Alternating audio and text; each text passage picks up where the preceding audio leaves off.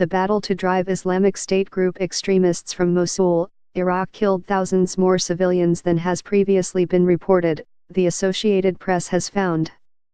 December 20, Mosul, Iraq, AP, the price Mosul's residents paid in blood to see their city freed was between 9,000 and 11,000 dead, a civilian casualty rate nearly 10 times higher than what has been previously reported. The number killed in the 9-month battle to liberate the city from the Islamic State marauders has not been acknowledged by the U.S.-led coalition, the Iraqi government or the self-styled caliphate. But Mosul's gravediggers, its morgue workers and the volunteers who retrieve bodies from the city's rubble are keeping count. Iraqi or coalition forces are responsible for at least 3,200 civilian deaths from airstrikes, artillery fire or mortar rounds between October 2016 and the fall of the Islamic State group in July 2017, according to an Associated Press investigation that cross-referenced independent databases from non-governmental organizations.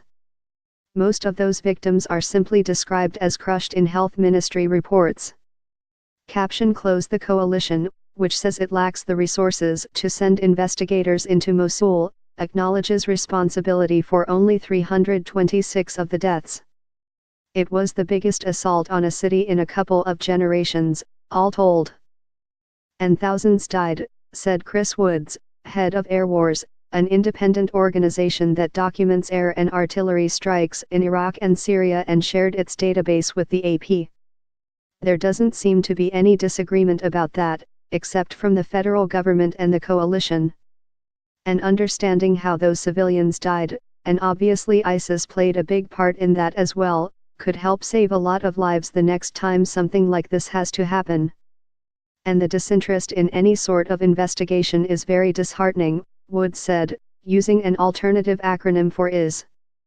In addition to the Air Wars database, the AP analyzed information from Amnesty International, Iraq Body Count and a United Nations report.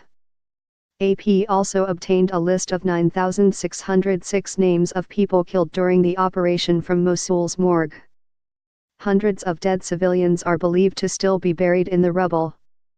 Of the nearly 10,000 deaths the AP found, around a third of the casualties died in bombardments by the U.S.-led coalition or Iraqi forces, the AP analysis found. Another third of the dead were killed in the Islamic State group's final frenzy of violence. And it could not be determined which side was responsible for the deaths of the remainder, who were cowering in neighborhoods battered by airstrikes, explosives and mortar rounds from all sides. But the morgue total would be many times higher than official tolls.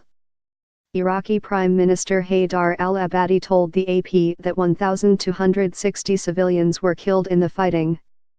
The U.S.-led coalition has not offered an overall figure. The coalition relies on drone footage, video from cameras mounted on weapons systems and pilot observations.